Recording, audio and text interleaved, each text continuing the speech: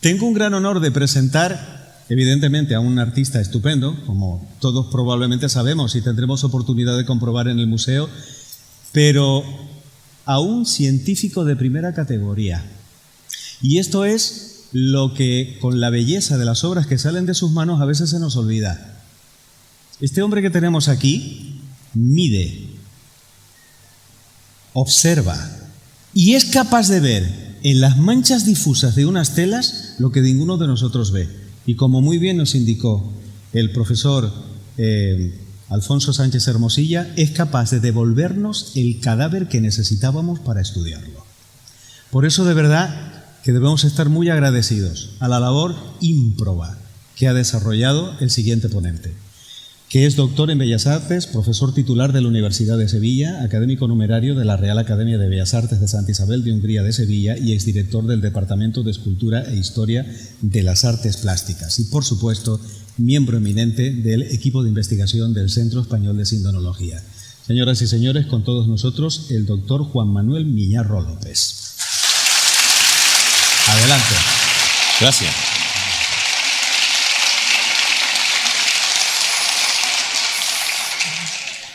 Muchas gracias, Andrés. Buenas tardes a todos. No voy a perder el tiempo, no es perder el tiempo, lo que pasa es que ante la situación del desarrollo de una ponencia, mis agradecimientos y de eso vendrán finalmente, al final del tiempo que tengo concedido para el desarrollo. Es un tema complejo el que voy a intentar explicar y lo intentaré hacer de una manera lo más simple que pueda, pero lógicamente de una manera sencilla que tampoco quiere, eso lo digo yo muchas veces, lo voy a hacer de una manera sencilla pero no simple, porque esto no se puede explicar de una manera simple. Es sencillo lo que voy a intentar explicaros, que es la correlación que hay anatómica entre la sábana santa de Turín y el sudario de Oviedo, que es un poco el objetivo de este congreso científico, es de lo que hablamos. 2 telas, un solo cuerpo. Bien, entonces una presentación de unas, vamos a suponer que son 60, teniendo en cuenta las que son de texto, en total son unas cuantas solamente, que son las que tienen fundamento. Entre la 1 y la 7 vamos a ver una introducción, que es lo que, bueno, es lo normal que hagamos en estos casos, una introducción a la metodología y a los objetivos y explicaros más o menos cuál es mi origen, de cuándo empecé yo aquí, que empecé en esta fecha. Estas primeras serán unas diapositivas introductorias. Después, entre la 9 y la 27, hablaremos de los primeros trabajos que realicé, porque esto ya empezó hace muchos años. Hay que decir que yo empecé con el tema Sábana Santa de Turín en el año 2001-2002. Estamos en el 22, por lo tanto son 20 años ya. Y con el tema del sudario de Oviedo, pues caí en el equipo en el año 2006. Los primeros estudios lo hice para el segundo Congreso Internacional del Sudario de Oviedo, y bueno, eso fue en el año 2007. Y a partir de ahí he estado trabajando sobre la correlación de ambos lienzos, porque ya había trabajado previamente en la síndrome. Aquí me ven rodeado de un equipo de personas fundamentales, entre ellos veis a Guillermo Era, vemos a Don Ángel Pavanese, tristemente desaparecido, al doctor Delfín Villalain Blanco, que fue mi profesor en los temas de medicina legal y de antropología física en aquellos momentos. No voy a hablar de los que están vivos, ahí vemos a Felipe Montero, mi querido amigo, que también fue mi maestro en conocer el sudario, y después a este gran equipo se han ido incorporando personas de las cuales he aprendido mucho. Sin ellas no habría podido hacer nada. Para esa participación en el congreso, pues lo que hice fue hacer una serie de pruebas prácticas. Aquí veis solamente unos ejemplos de eso, no voy a entrar porque esto fue una comunicación. Y yo partía de todos mis estudios de fisonomía sobre el hombre de la síndone, porque aquí hay una hipótesis. La hipótesis, ¿cuál es? Que estas 2 telas pudieron envolver el mismo cadáver. ¿El cadáver de quién? Pues todo parece que apunta al Jesús de Nazaret que vemos representado en la síndone, que coincide con toda la iconografía que hay del retrato de Jesús, que es un retrato que se ha oficializado tanto en Oriente como en Occidente y que todos reconocemos. Entonces, para mí era hasta cierto punto fácil incluso empezar a hacer las primeras pruebas. Todas las diapositivas de la 9 a la 27 va a hablar de los primeros trabajos. De la 29 a la 40 vamos a hablar de un descubrimiento importante, que ya lo veréis, no lo voy a destripar ahora mismo, pero que nos cambió el giro de las investigaciones a partir del 3 de junio del año 22. Fijaros que estamos hablando del año 22. Pero es que después veréis una serie de diapositivas que va de la 41 a la 49, donde vamos a ver los análisis últimos que se han hecho y las revisiones necesarias a partir de ese descubrimiento que veremos más adelante. Y ya las últimas nos hablan del futuro. ¿Qué quiere decir? Que esto no acaba. A mí cuando algunas veces me dicen, bueno, ¿y tú vas a publicar otro libro que hable del tema de la correlación síndrome-sudario? Les digo siempre lo mismo, cuando termine. Cuando termine. Lo que no quiero es publicar algo y que dentro de un mes, 2 meses encontremos otro detalle en el sudario, porque parece mentira que una tela tan insignificante continuamente nos esté dando sorpresas. Ya veréis las sorpresas que tenemos. Pero es que la síndrome también. Claro, la síndrome nos está empezando a dar sorpresas desde que vemos la cara oculta de la luna. ¿Cuál es la cara oculta de la luna? La que no habíamos visto hasta hace prácticamente unos meses, cuando a Alfonso Sánchez, nuestro director de equipo, le envían, yo creo que fue Simonetti el que te lo envía, ¿no? Nos envía la otra cara de la Sábana Santa, la otra parte del problema, nada más y nada menos que el 50% del problema, porque siempre nos hemos centrado en ver lo que hay en la parte de la imagen, cuando con la imagen chocamos con un muro que es infranqueable, porque no tenemos manera alguna de explicar qué es. No, sabemos lo que no es. Lo que es, no. Con la ciencia en la mano, Después podemos especular, podemos deducir, podemos decir que es la huella de la resurrección, podemos deducir todo lo que queráis, que aquí hay algo oculto que pertenece a la física cuántica que ha producido eso, pero todo eso, aún así, con todo eso en la mano, por muchas hipótesis que se lancen e ideas que tengamos novedosas, reproducirlo en laboratorio hasta ahora no ha sido posible. Por lo tanto, lo que no se puede medir, no se puede decir que se conozca. Toda ciencia se basa en la toma de medidas. Bien. Las premisas fundamentales que yo tenía, las primeras eran de contenidos teóricos. Yo tenía que contar con todo lo que se había hecho antes que yo, evidentemente. Todas las aportaciones de los investigadores que me habían precedido, las actas de los congresos, todas las actas, la bibliografía, toda la que pude. Esas fueron las premisas iniciales para empezar este trabajo en el año 2007. Estas son las de contenido teórico. Las de contenido, las de conocimiento. Las de contenidos teóricos, pues lógicamente me hacían falta una serie de contenidos teóricos, que una parte yo las tenía ya por mi formación, anatomía humana, geometría proyectiva, todo eso ya en parte lo tenía por mi profesión, por ser artista, por ser escultor, por haber dado clases incluso de geometría descriptiva durante 6 años en la facultad, pero después me hacía falta también contar con antropología física, con una serie de cosas que me pudiesen permitir, lógicamente, que yo fuera capaz de identificar las manchas, esas manchas, identificarlas con huellas de accidentes morfológicos de un rostro, que eso lo podía hacer en base a mi formación artística, y a partir de ahí, tanto en el plano bidimensional como en su tridimensionalidad, intentar relacionarla con una cabeza humana. ¿Con qué cabeza humana? Con esta.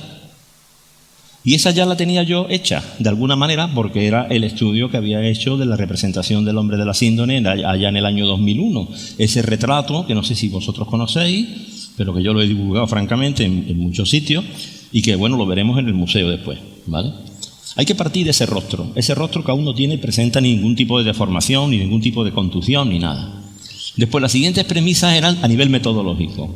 Había que diseñar un procedimiento adecuado para asegurarnos el mayor rigor. Es decir, porque aquí lo fundamental en este tipo de trabajo es evitar el capricho. Y aquí el capricho se produce con una facilidad que ustedes no podéis ni hacer una idea. Cuando se pone uno a comparar manchas, pensando solamente en que las manchas se parecen, eso es el puro capricho. Eso es el puro azar. Porque manchas muy parecidas, o heridas muy parecidas, podían dejar manchas muy distintas. Entonces no podemos basarnos en eso. Me tenía que basar en la antropología física. ¿Por qué? Porque dentro del campo de acción de la ciencia forense, estos párrafos los voy a leer porque entiendo que esta letra allá al fondo de la sala probablemente os resulte compleja. No molestarse en leer, las voy a leer, ¿vale? Porque lo que me interesa es que veáis las imágenes cuando las imágenes tengan importancia. Ahora mismo vamos a ir ligero, ¿no?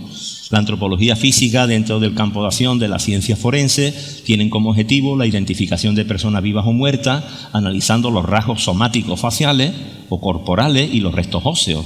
Entonces, por eso es importante, Los puntos craneométricos, cefalométricos, en eso no podemos entrar porque eso sería llevarnos 3 días hablando de una disciplina que se estudia, precisamente tenemos un especialista en antropología física que es nuestro director de equipo.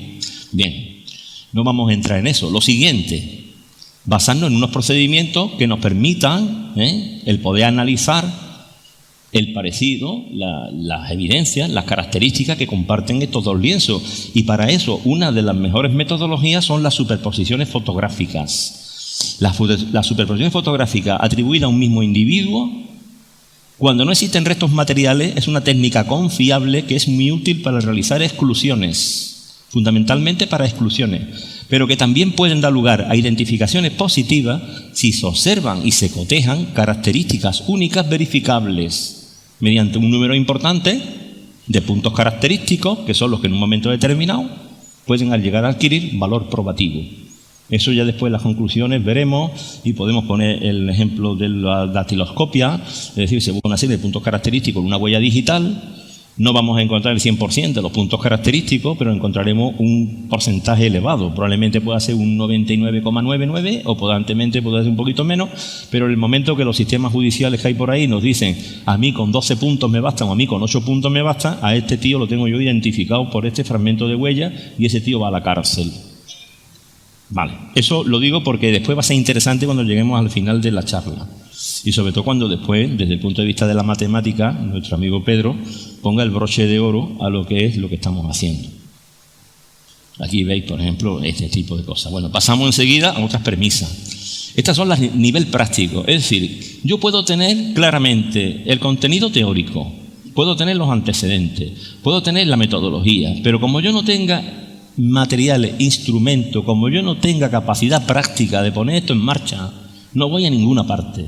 Entonces, ¿qué necesito? Facsímiles de calidad contrastada, por supuesto.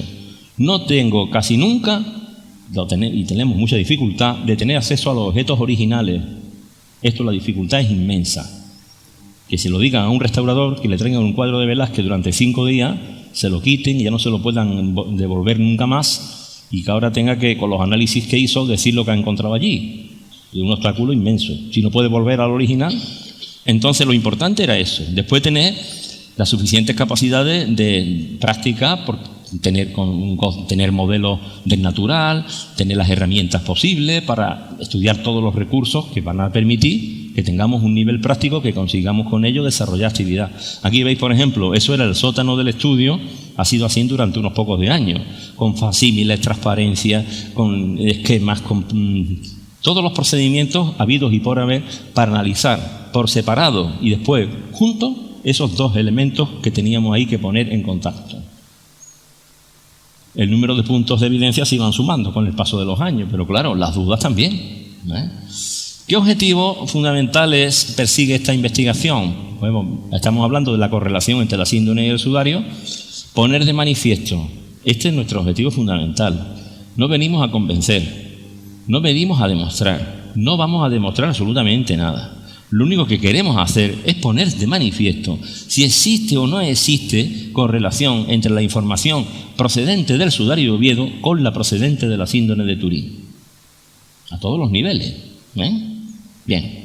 Lo siguiente, estudiar en el plano, sobre el plano, porque los lienzos los tengo ya sin lo que envolvieron, pero indudablemente lo envolvieron, por lo tanto tienen que ver con las 3 dimensiones, manifiestan propiedades del espacio puestas en el plano.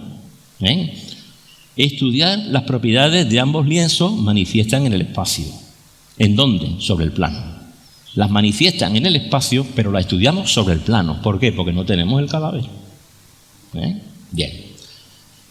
Lo siguiente, intentar responder a 2 preguntas. Ya veréis que de las 2 hay una que es quizá la que más de uno de vosotros deseéis que os demos. ¿La síndrome de Turín y el sudario de Oviedo envolvieron en algún momento la cabeza del mismo cadáver? Sí. La siguiente me va a costar más. ¿Son los lienzos sepulcrales de Jesús de Nazaret? No. Ni sí ni no. Pero la ausencia de la prueba no es la prueba de la ausencia. ¿Vale? Es decir, que para esto lo mejor es el respeto del silencio. Que cada uno, dentro de sí mismo, responda a esta pregunta, sobre todo después de ver la exposición de esta noche. Y vosotros, lo que decía Lucas, ¿quién decís que soy yo? Bien. Ya con esto hemos terminado esa parte introductoria. Ahora vamos a ir un poquito más rápido porque resulta que esta parte también es mucho más compleja. Pero yo quiero llegar a las aportaciones, porque vamos a ver, si nos vamos de aquí con lo mismo que sabíamos, hombre, yo en una clase mía no me gustaría que eso sucediera. ¿vale? Yo quiero que cada minuto aprendan. Bien, entonces, bueno, vamos a ir a lo que vamos a ir. A partir de ahora vamos a entrar de lleno en lo que es el meollo del asunto. Y el meollo del asunto decía, ¿cómo se trabaja con el sudario de Oviedo?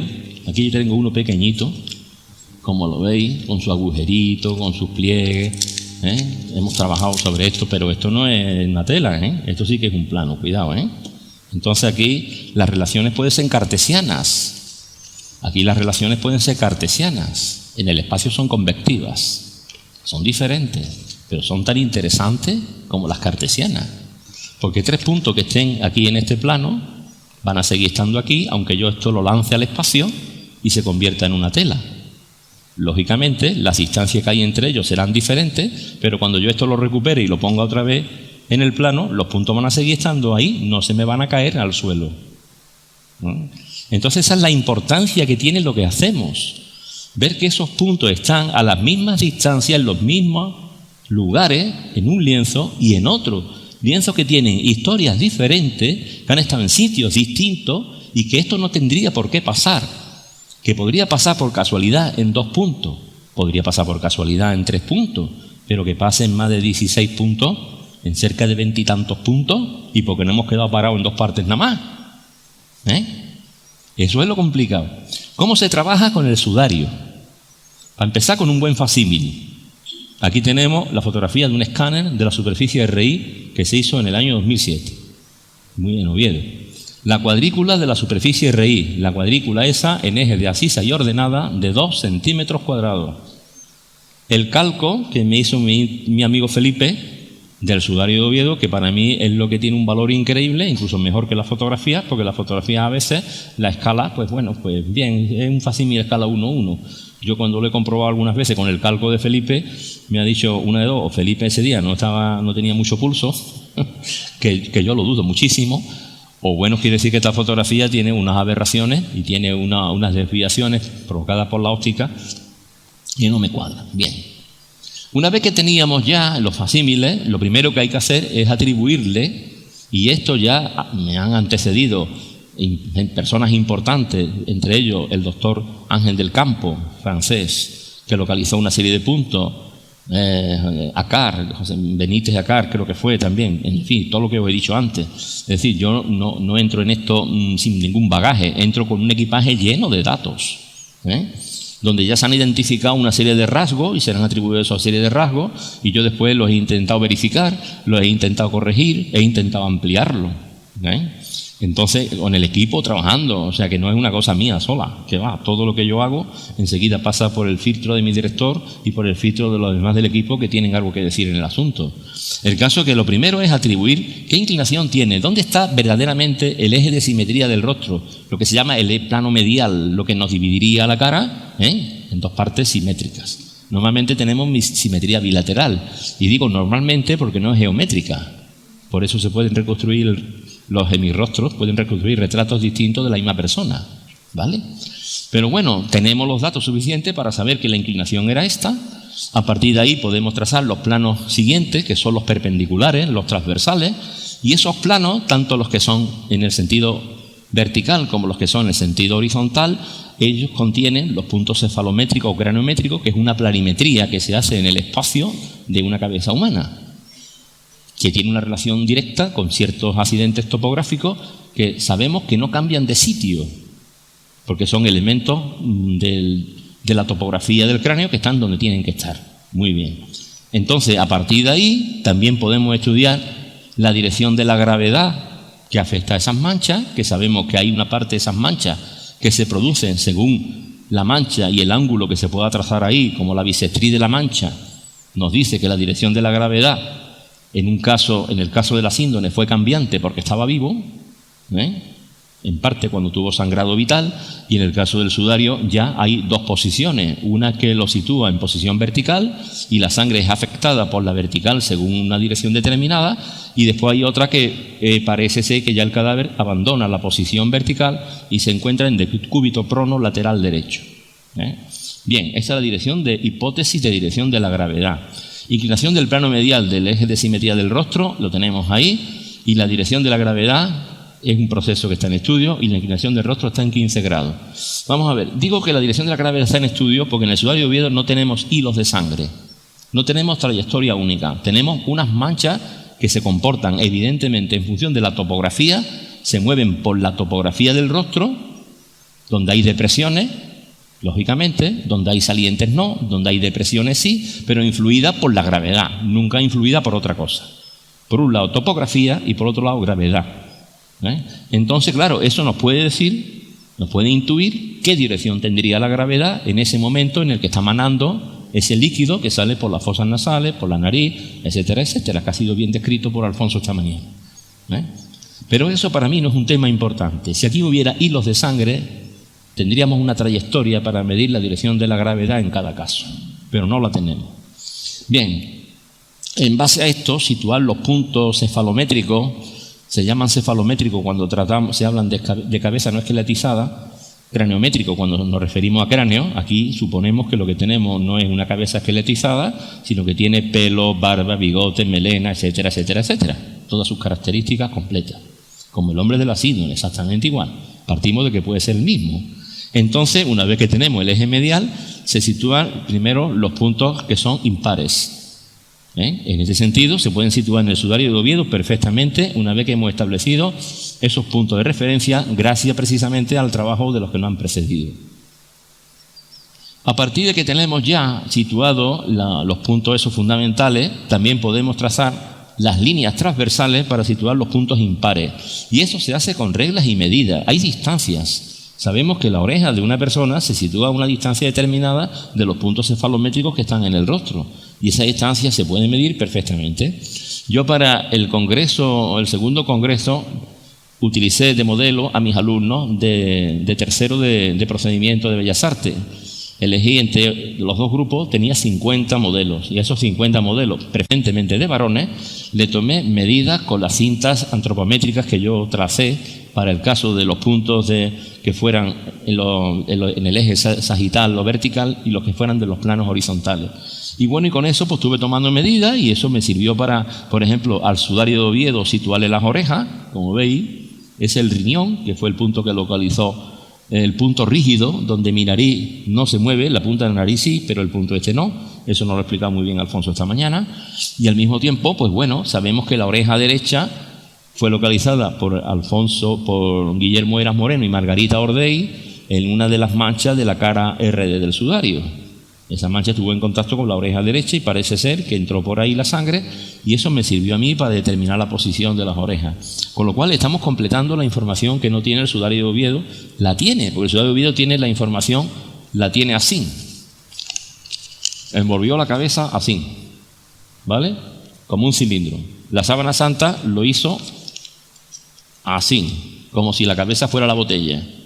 Entonces yo tengo una cinta métrica que mide esto y otra cinta métrica que mide esto. Si yo consigo cerrar las dos cintas métricas, ya puedo tener el perímetro completo de esa cabeza y puedo tener cerrado todo el estuche que me sitúa los puntos anatómicos. Y eso es fundamental. Aquí los veis, la línea horizontal de Frankfurt. Esto se utiliza en la antropología física desde hace ya mucho tiempo. La inclinación medial del rostro, en los puntos determinados. El punto inión es el centro de la nuca. Ese punto está relacionado lógicamente con el eje que nos cortaría la cabeza por la mitad. ¿Comprende? Ahí estaría. Tendríamos ese punto que es un punto de referencia muy importante. Claro, el sudario de Oviedo, ¿dónde tiene el centro de la nuca? Pues mire usted, al parecer siempre se tuvo en cuenta que podía estar en el centro de las manchas puntiformes, pero eso no es así. Porque si lo ponemos ahí, no tenemos una cabeza de 20 centímetros de semiperímetro a 25, eso es imposible. Tendríamos una cabeza de un adulto de unos 50, no esqueletizada, imposible. Bien, todo esto eran reflexiones que eran fundamentales para poder trabajar y poder situar las cosas en el sudario. Con la síndrome, exactamente igual. Pero con la síndrome además teníamos un detalle. La síndrome adorna todas esas manchas que llegan por contacto, igual que en el sudario, llegan por contacto. En la síndrome llegan además con una información añadida que no es esperable que estuviera, pero que está, que es la imagen. Entonces la imagen en la síndrome nos ayuda muchísimo, pero igual que con el sudario había que contar con buen material facsímil y con buenas fotografías, sobre todo las fotografías especiales del rostro. Ahí tenéis las que obtuvo Tamburelli a través de las fotografías del VP8 de Jackson, porque misteriosamente la imagen sindónica ofrece como una especie de información de su tridimensionalidad. Es decir, tiene codificada información tridimensional, aparte de comportarse como un negativo óptico. Muy bien. Pero es que resulta que esa información tridimensional se mantiene en todos los facsímiles, misteriosamente.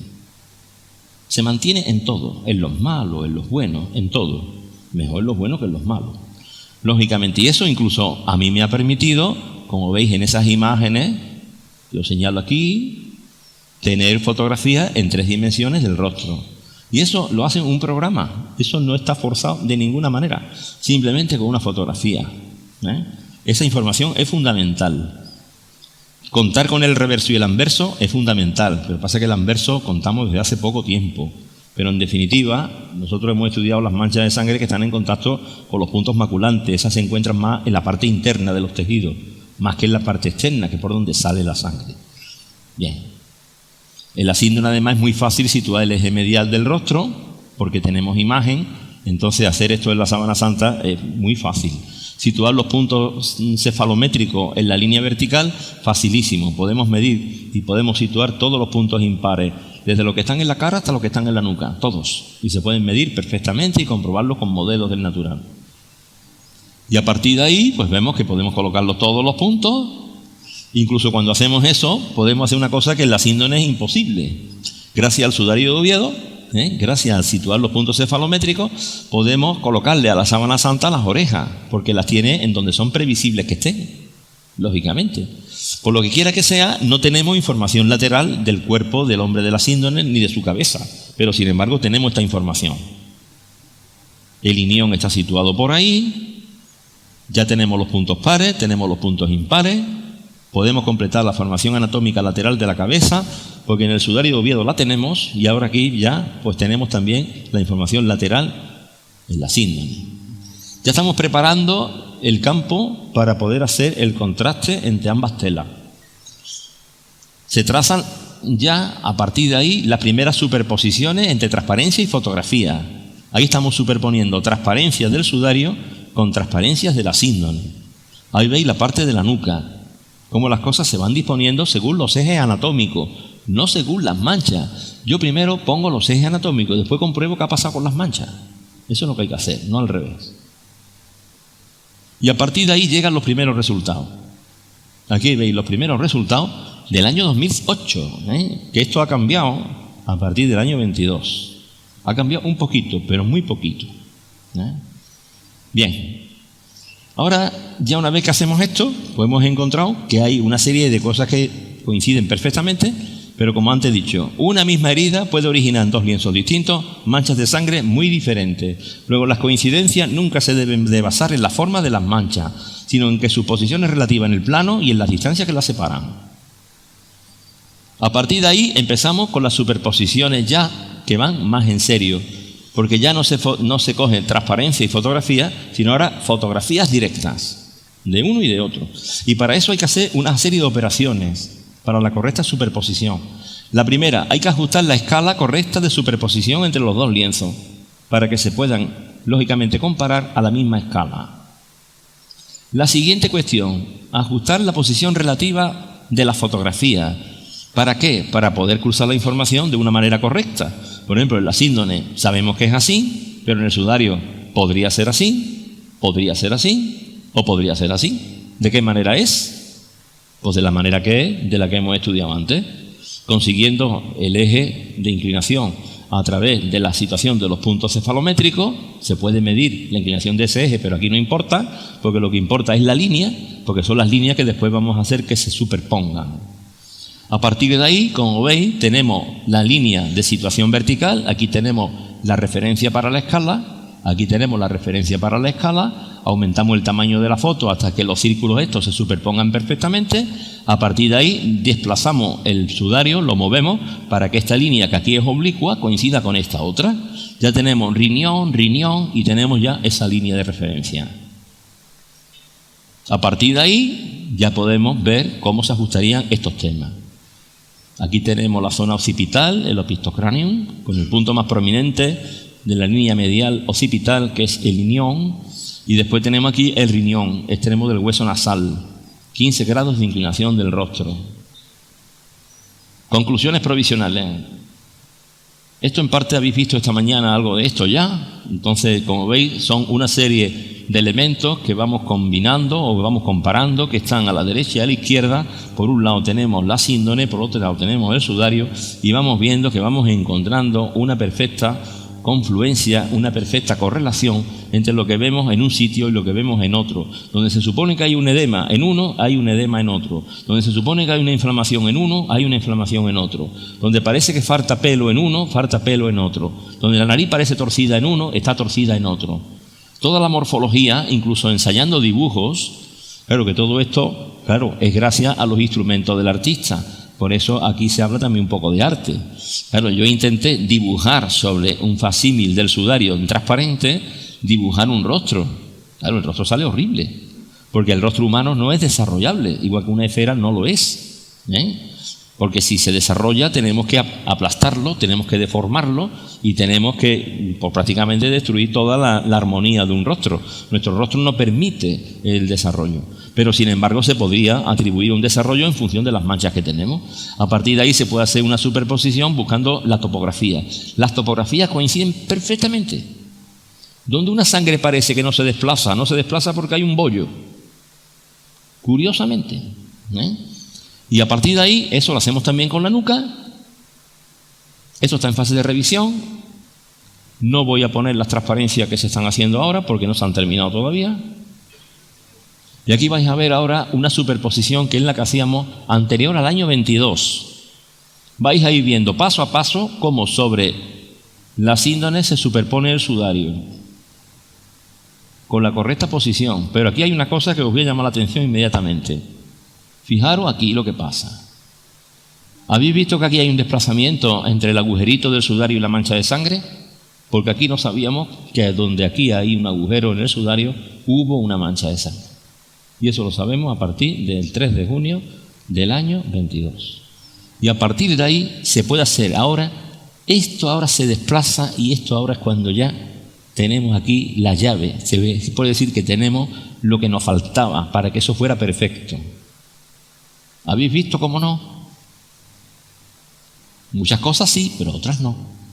Como puede ser normal, Vamos a ver. Porque vamos, una tela se mueve y una tela se arruga, Cuidado. No penséis que estamos hablando aquí de un mapa topográfico resuelto en un plano rígido que no se deforma y que no tiene deformaciones superficiales. Claro que las tiene, ¿no? Ya nos vamos de aquí y nos metemos ahora en esto. A partir del 3 de junio, ¿qué es lo que pasa? Pues pasa lo siguiente. Tenemos planificado un viaje a Oviedo.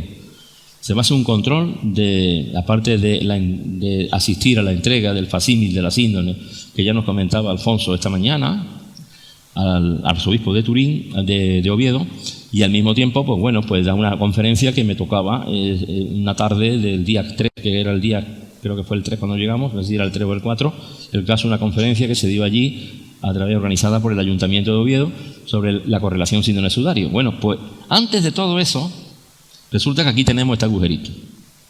Sabíamos que ese agujerito existía, sin problema. Pero resulta que a mí, antes de ir a Oviedo, como voy a dar una conferencia, se me ocurre repasar todo lo que tengo del sudario. Y claro, lo primero que hago es repasar el escáner, porque mejor que eso no tengo nada. Porque es como tener el sudario delante. Puedo ampliar y ver las manchitas, los detalles, los relieves, las fibras, puedo verlo todo, como si tuviera una lupa encima del sudario de verdad. Y me pongo a mirar y veo unas manchas ahí en uno de los bordes y digo, oye, y le hago una foto a esto y se la mando a Alfonso inmediatamente. Alfonso, ¿qué ves aquí? Vale, pues aquí parece que esto podría ser sangre. Bueno, Felipe también está enterado del asunto y precisamente cuando viajamos a Oviedo, pues Felipe tiene la posibilidad de comprobarlo. ¿Cómo lo hacen? Pues fijaros, esta fotografía ampliada, ¿habéis visto estas manchitas? ¡Qué barbaridad! Si esto es sangre, mira que si se perdió una mancha de sangre, que además es clave. Bueno. Felipe Montero estudia la zona con microscopio, saca estas fotografías Y aquí vemos algo que puede ser perfectamente una acumulación de sangre, perfectamente marcada. ¿Hace falta analítica? Hombre, pues sí, si se hace una analítica de aquello, evidentemente mucho mejor. Pero hay otra cosa que se puede hacer, que es comprobar si esa sangre está en otras partes del tejido. Porque si está en otras partes del tejido, porque se puso doble, entonces ya está certificando que evidentemente allí hubo una mancha de sangre que se perdió. Aquí veis cómo esto era lo que hacíamos antes de conocer esto. Esto es una coincidencia muy gorda, ¿no es verdad? Si ahí verdaderamente hubo una mancha de sangre, está exactamente a la distancia que tiene que estar del éxilon y a la distancia que tiene que estar del borde de la ceja, te da prácticamente la escotadura nasal, te está dando una marca perfecta, te está dando forma incluso. ¿Habéis visto que tiene una forma ovalada, con dominante vertical? Bueno, vamos a comprobar. Llegamos del viaje de Oviedo con unas ganas terribles de buscar la mancha. Guillermo se puso a buscarla también como yo, después todo esto compartido con el equipo, evidentemente, y empezamos a trazar, venga, el eje de simetría de las manchas. Aquí está el agujerito. ¿Qué pasaría en la cara RD? Pues la cara RD tendría que estar también. Está. En la cara RD está. Bueno, pues vamos a buscarlo ahora por la otra parte, el anverso del sudario, que sabéis que como somos muy bizantinos en el equipo, le ponemos ahí AD, anverso del sudario, izquierda, derecha, anverso del sudario, pero bueno, vale. Vamos a ver si aquí está, el agujerito, el simétrico, está. Entonces hubo una mancha ahí, no hay duda. Vamos a ver seguir trabajando con fotografías especiales, ultravioleta. ¿Está? El ultravioleta está. Fotografía de luz transmitida. Está. ¿Qué quiere decir? Esa sangre pasa de esta manera, contacto directo en la superficie RI, filtrado a la superficie AD, contacto a la superficie AI y filtrado a la superficie RD. Se produce en el primer momento en que la tela se le coloca al cadáver en la primera posición doble sobre el rostro. Doble. Primera posición. Sangre de la frente del cadáver bastante fresca porque ha pasado poco tiempo, no es la segunda posición del sudario. Y esto lo podemos situar con el eje, con la localización cartesiana, la podemos situar en la sisa 11, la ordenada L. Aquí tenemos la manchita de sangre perdida. Y amigos míos, esto me permite hacer esto que estoy haciendo ahí. Como veis, tengo el sudario en tela, plegado sobre el rostro de la síndone, y lo que veis debajo del agujerito no es un rotulador mío, es la mancha de sangre del lado izquierdo de la frente de la síndone. Exactamente así. Y la inclinación del sudario, bueno, las arrugas, con todo ese tipo de cosas, todo eso está ahí también, pero ahí está. Y ahora podemos hacer este tipo de superposiciones. En el 3D, fijaros, en el 3D es que me da también los relieves es que es increíble. Los relieves del rostro coinciden los relieves, el pómulo derecho inflamado a tope, el pómulo derecho inflamado a tope, el mentón inflamado.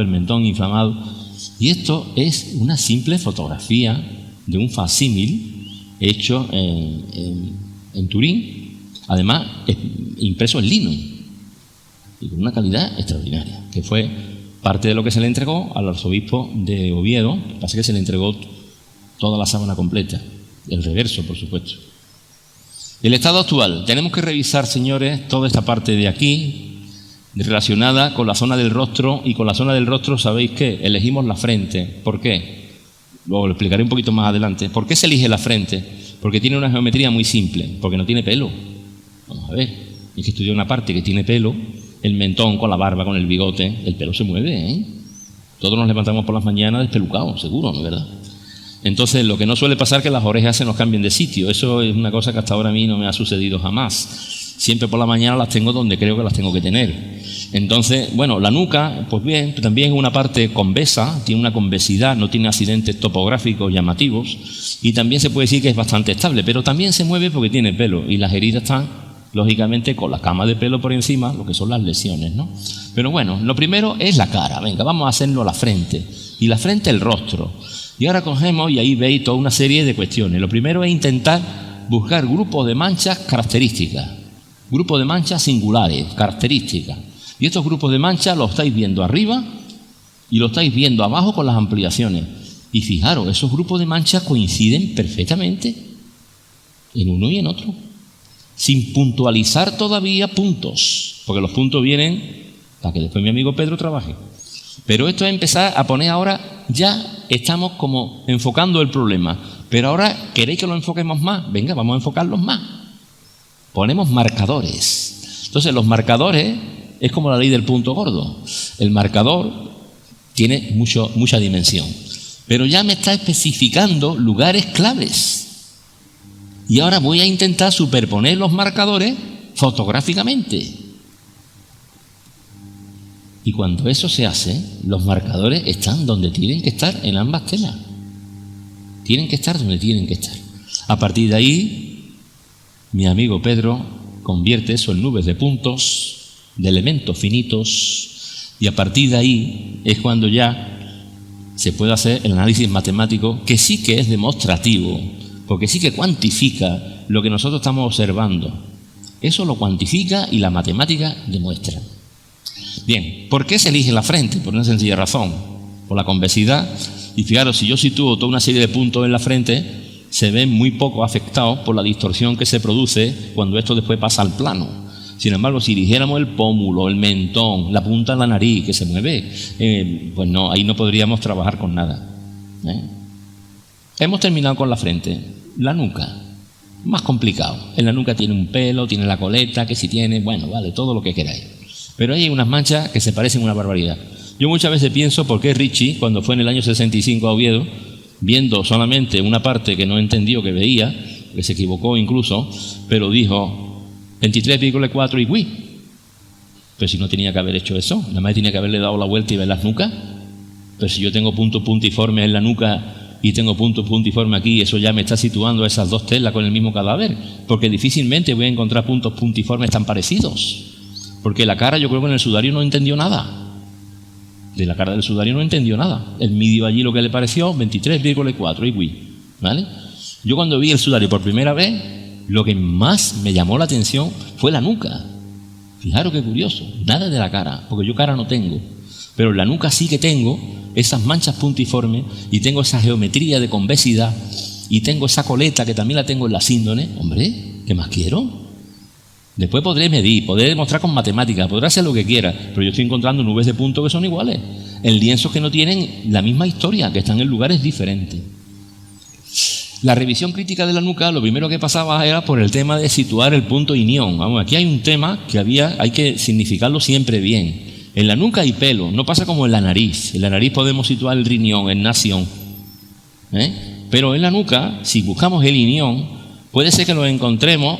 Tiene que estar donde tiene que estar anatómicamente, pero puede ser que no tenga nada que ver con las manchas de sangre con respecto a la síndrome. ¿Por qué? Porque se puede desplazar. Porque de hecho cuando le fijan el sudario a la cabeza, se lo fijan al pelo. Y cuando tiran de él hacia la izquierda, arrastran. Y veréis que queda además huella. En el sudario queda huella del arrastre. Y se puede medir que se desplaza entre 4 y 3 centímetros a la izquierda. Están buscando la confluencia sobre el rostro. Mientras que están desde atrás, desde adelante están tirando.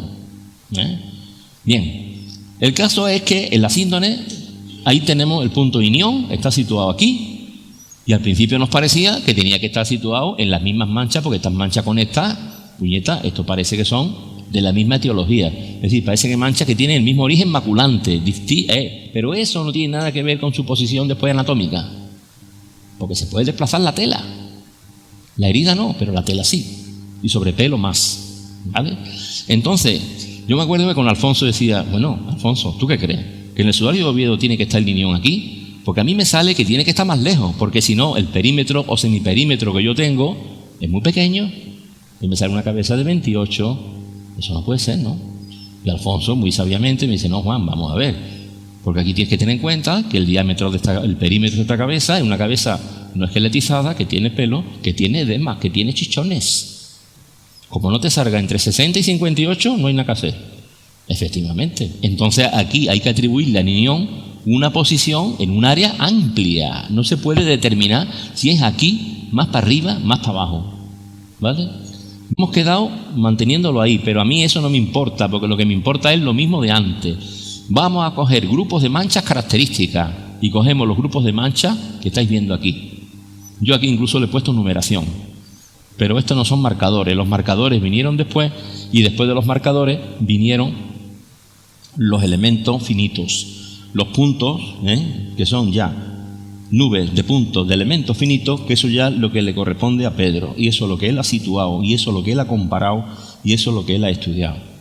Entonces ahora le toca el turno a Pedro, pero antes me va a dejar que termine, porque son 2 o 3 cosas las que voy a decir nada más, muy pocas, pero muy pocas que son importantes. Las siguientes son: ¿hemos terminado la investigación? No, padre. ¿Vamos a terminarla? Tampoco, nunca. Habrá que seguirla. Tenemos que buscar quién la siga. A ver, voluntarios. Voluntarios a dar su tiempo, su dinero, todo. Por esto que además te quita prestigio. No te da, te lo quita. Porque siempre la relación de esto con la iglesia y con las reliquias es una cosa que no podemos dejar que la gente olvide. Pero bueno, tenemos cosas de las que hablar, por supuesto que sí. Por ejemplo, en el sudario hemos encontrado duplicidad de manchas. Aquí tenéis, por ejemplo, esta mancha que vemos ahí en el sudario, antes estuvo aquí. Es decir, tiene un primer contacto aquí y después otro contacto ahí. El agujerito tiene una posición, primero ahí, la mancha de sangre, después ahí y después se queda en el agujerito. ¿Qué está pasando? Que están tanteando, el sudario se está moviendo de la izquierda hacia la derecha, sobre un rostro ensangrentado. Entonces lo que no podemos encontrar son 3 manchas quietas en el mismo sitio, porque entonces habría sido llegar y pegar, y eso no podía pasar, porque alguien tenía que estar sujetando esa tela y entonces tenía que haber desplazamiento, muy lógico. Ese desplazamiento coincide en distancia con el mismo que hay en la nuca, curiosamente. Y después tenemos esto, fijaros, el éxilon del sudario y el asíndone. Aquí tenéis el perfil del éxilon en el sudario y la gota. Hombre, esto ya es un poco el colmo, ¿no es verdad? Es que tiene todo el contorno. Es que parece que ese coágulo que había ahí, con forma de tren invertido, actuó de dique de contención para que la sangre que hay por la frente no terminara desplazándose completamente, sino que se quedara parada ahí, de la derecha hacia la izquierda, y no pasó hacia la izquierda, porque de alguna manera el éxilo es como si hubiera actuado de barrera. Eso lo decía Delfín Villalain. Yo me quedé con la copla inmediatamente y lo dije, pues muy lógico. Si esta sangre se engrosó, este coágulo, por las arrugas de los pliegues frontales, que además ese éxilon tiene esa forma, porque nos habla de vida y de dolor. El éxilon nos habla de vida y de dolor. Contracciones violentas del músculo frontal por el dolor tremendo que tenía que sentir el crucificado cada vez que tenía que tomar una bocanada de aire, tensando los nervios sobre los clavos que le atravesaban las muñecas y los que le atravesaban los pies. Aquí tenéis cómo se repite en el sudario de Oviedo. La gotita del éxilon está en 3 puntos. Hay 3 posiciones. En el sudario hay 3 posiciones, porque hay más movimiento en el sudario que en la síndone. Hay que recordar que cuando se cubre con la síndone, el cadáver está completamente quieto. Los depositan en la parte inferior de la tela, con lo cual ya toda la tela queda bajo el peso del cuerpo, y ahora la parte de adelante simplemente la pliega, y ahora como cuando estamos haciendo una cama, hacemos a lo mejor un poquito así, y la dejamos, y ahí se quedó.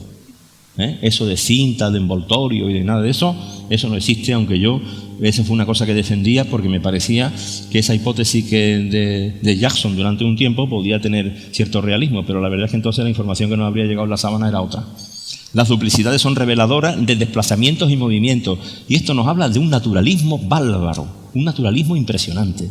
Y ahora fijaros, las duplicidades en la síndone nos habla de que la sábana santa, cuando se la están colocando, no solamente se hacen desplazamientos laterales, que se hacen de izquierda a derecha, de derecha a izquierda. ¿Por qué? Porque si se supone que el sepulcro era del tipo que nosotros hemos reproducido en Cabra, y del tipo de los que vemos en las reproducciones que se hacen a través de la información de Florentino Díaz sobre el sudario, tenemos que la bancada sobre la que se sitúa el cuerpo, detrás tiene un muro. O sea que el cadáver no se puede situar desde la izquierda, Se tiene que situar desde la derecha y ahora la sábana se la ponen de derecha a izquierda. Por lo tanto, los desplazamientos que vemos en la síndone de manchas duplicadas es de derecha a izquierda y no de izquierda a derecha. Y encima de arriba a abajo. De arriba a abajo, están tensando. Y fijaros, ahí están las duplicidades. Perfectamente, todas coinciden. Esta de aquí impresionante, la ha medido Pedro. El ángulo que hace esto, finalmente la tela queda quieta encima de... Pero aquí la tienes primero. Primer contacto. Segundo contacto y queda. A partir de ahí filtra, porque queda. Aquí lo tenéis, primero ahí, después ahí. Aquí, aquí y después aquí y aquí. Aquí y después aquí. Aquí y después aquí. Esto hay que seguir estudiándolo, evidentemente. Y hacer fotografías buenas. El sudario de Oviedo, fijaros lo que hay ahí, un rastro. Esto es un restregón. Esto es un restregón en mi tierra. Ese restregón equivale a que esa mancha se duplica porque cuando se le pone, ahora se desplaza. Ahí es cuando se produce que el inión ya no nos coincide con la síndone. Sí, señor, como es muy lógico, porque están tanteando. Esto no fue llegar y pegar. No están poniendo un sello en un sobre. Desplazamiento a la izquierda. Y otra cosa, curiosísima. La sábana santa tiene manchas que no sabemos de qué son. Ahí están. ¿Veis esos cercos, esa especie de manchas claras? Bueno, ahí la tenemos en negativo. ¿Eso qué es lo que es? Claro, yo se lo mandé a Alfonso y Alfonso me dice, será otro tipo de fluidos, pero no son los fluidos que caben esperar, pero pueden ser otros tipos de fluidos, que puede haberlos, puede haber vómitos, puede haber muchas cosas. Bien, el caso es que ahí hay una información. Oye, pero qué barbaridad, pero qué información tiene esto. ¿Por qué la tiene? Y ahora esto suena un poco a copla, las 4 esquinas. Pero es que el sudario tiene 4 esquinas, de las cuales han estudiado siempre la de Ricci, porque bueno, fue el que le dio el giro copernicano a esto. Claro, la de Ricci es la que tenemos aquí, que es una mancha claramente cadavérica, no tiene cerco de coagulación alguno. Esta la ha identificado perfectamente Alfonso, ha visto los coágulos de fibrina, ha visto todas las características que puede tener una mancha que nosotros hemos asociado con las salidas de la punta de la lanza, cosa que también es impresionante. Pero que hay otra esquina, claro, que es la siguiente, la que le das la vuelta. Se comporta como esta, porque es la misma, evidentemente. Pero es que tenemos esta otra esquina. Y aquí en esta esquina hay una serie de manchitas, hay muchas punteaduras, y yo me pregunto, ¿estas manchitas de dónde vienen? ¿Dónde cayeron cuando se cubrió el cadáver? En la primera posición, no tanto, pero en la segunda, ¿dónde cayó? Yo he hecho pruebas con las telas del sudario y me coinciden muy cerca de la mancha en alas de mariposa. Pero claro, ¿ahí terminaba la tela en la época en la que se usó? No, porque a esta tela le falta tela por todos lados. ¿Qué es lo que hemos estado haciendo en los últimos tiempos mi amigo Felipe y yo? Midiendo. Ya en su libro, él tiene la hipótesis de que el sudario podía medir, o tenía que haber medido, tenía que tener sus medidas en relación con el codo judío. La sábana santa mide 8 por 2 codos, 8 por 2 codos. El sudario era 1 por 2. Eso significa 110 por 55. Señores, ¿dónde nos hace falta tela? ¿En el lado derecho o en el izquierdo? No hace falta en el lado del nudo. Y todo lo habéis comprobado cuando hemos querido anudar con el sudario que tenemos la cabeza de alguien. El trabajo que nos cuesta hacerlo. Porque nos falta tela en la parte de la izquierda del cadáver, no en la parte de la derecha del cadáver. Porque ahí habríamos tenido un obstáculo y habríamos tapado la oreja. Y la oreja deja una mancha en la segunda posición, no puede estar cubierta. Bueno, mancha de Ricci, relación con la lanzada, ahí la tenéis. El sudario cubre, y ya lo dijo Alfonso esta mañana, no solamente la cabeza, sino parte del torso. Puede haber manchas de sangre, y de hecho las hay, que tienen que ver con la flagelación, porque son de origen vital. Y al mismo tiempo hay una mancha ahí en el sudario que tiene origen cadavérico. Claro, si nosotros pensamos que hace una mancha de origen cadavérico en la espalda del hombre del sudario, pues tenemos que pensar inmediatamente, a ver si, lógicamente, si es Jesús de Nazaret, si es el hombre de la síndone, tiene una perforación en el costado. Si esa perforación es una lanzada, ¿por qué no salir la puntita de la lanzada por detrás? Bueno, pues puede ser. Vamos a buscar en la síndone manchas candidatas. Buscamos manchas candidatas en imágenes digitales de alta resolución, no en los facímiles, porque ahí no vemos nada. Tienen que ser imágenes digitales de alta resolución. Y ahí encontramos una mancha candidata que es esta, que como veis no tiene unas características que la asociemos a las manchas del flagrum, es decir, a los tassilos. Los tassilos tienen unas características muy claras. Parece que tiene además debajo como una especie de de algo como si fuera un fluido que le hace como un cerco debajo. Bueno, esto ya puede ser otro tipo de fluido. A ver si esa mancha va a tener características cadavéricas. Tenemos en su negativo, y ahora tenemos otra candidata que es esta, que fijaros que tiene hasta un labio como si tuviera la misma proyección de la lanzada del costado de la síndone, y encima tiene un cerco como de suero, como de líquido ceroso, parecido al que tiene la síndone y parecido a la mancha de Ricci. Pero hay 3 manchas candidatas. Claro, esto yo no lo tendría que contar, esto lo tendría que contar Alfonso. Él lo ha contado perfectamente. Puede ser que haya 3 puntos de salida. A ver, porque puede entrar una vez y hacer dentro de la misma puede hacer varios movimientos. ¿Por qué? Porque estas manchas están en 3 sitios distintos. Unas de ellas se desplazan a la derecha y otras se desplazan a la izquierda. Entonces, bien, esto es lo que es. Ahora, ¿esto tiene que ver con esto? Sí, y con eso.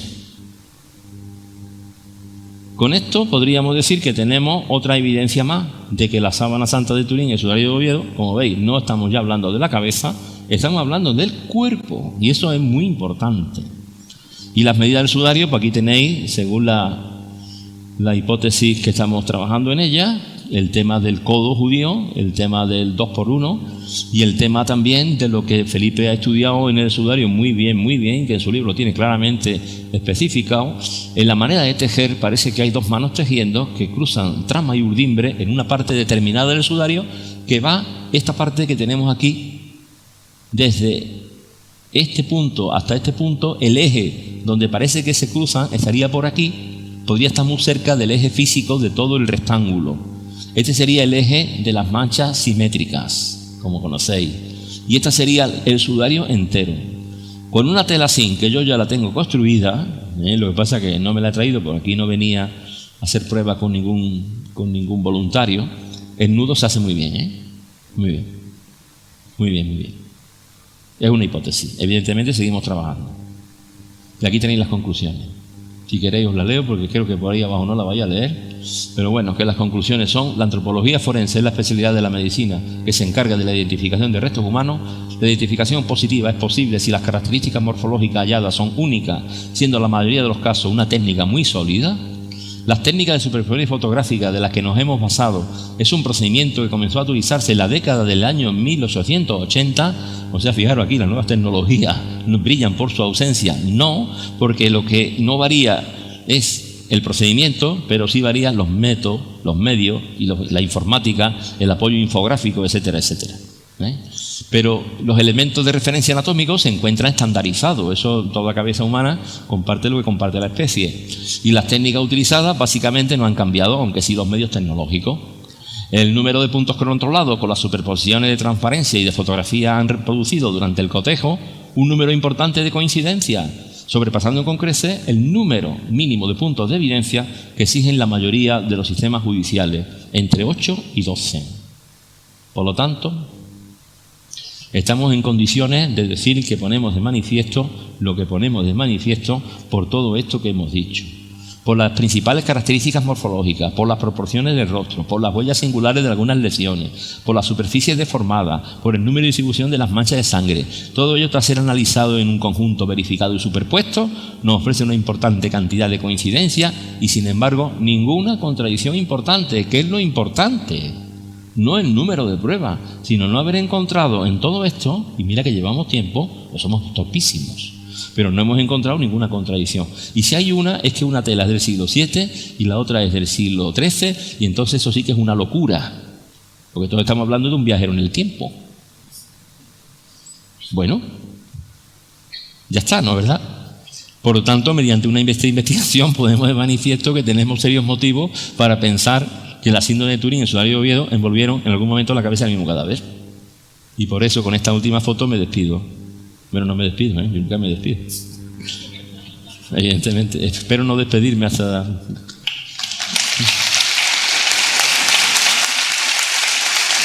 Magnífico, muchísimas gracias. Magnífico.